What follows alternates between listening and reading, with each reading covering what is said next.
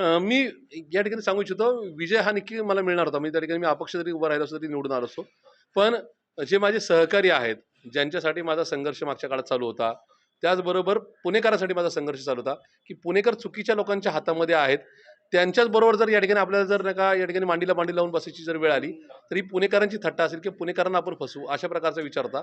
त्याच्याचमुळे मी या ठिकाणी माझ्यापुरता वैयक्तिक स्वार्थाचा विचार न करता काँग्रेसमध्ये आलो.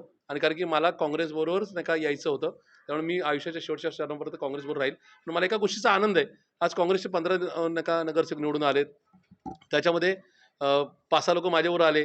त्यांना तिकीट काँग्रेसने दिली. पुणेकरांनी त्यांना स्वीकारलं आणि ते काँग्रेसच्या चिन्हावर निवडून आले. त्याच्यामुळे पुणेकर आणि महाराष्ट्रातील देशातील जनता ही आयडिओलॉजी सोडत म्हणजे त्यांनी सोडली नव्हती. आजही सोडत नाहीत आणि उद्यासुद्धा सोडणार नाही. याच्यावर शिक्कामोर्तब आहे. मला या अनुषंगाने एक गोष्ट अधोरेखित करायची आहे. भाजप आज या ठिकाणी मनी आणि मसल पॉवर निश्चित निवडून आलेला आहे. पण त्याच्याचबरोबर ते एका टोकाच्या विचारधारेवर कायम आहेत. तसंच एम-आय-एम ज्यांना आपण नाही का या ठिकाणी फार जमेत पण धरलं नव्हतं. त्यांनी सुद्धा अनपेक्षित पद्धतीने 114 नाही का सीट निवडून आणल्यात. पण ते होत असताना ते कोणाची बी टीम आहे का सी टीम आहे हा पार्ट सोडून टाका.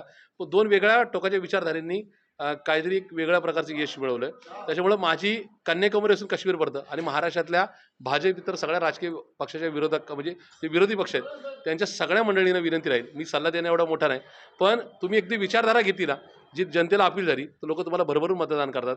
तुम्ही नरो कुंजरो भूमिका घेतली, तर मात्र लोकं तुम्हाला घरी बसवतात. अशा प्रकारचं एक चित्र या महानगरपालिकेच्या निवडणुकीच्या निमित्ताने किंवा निकालामधून निश्चित स्पष्ट झालेलं आहे.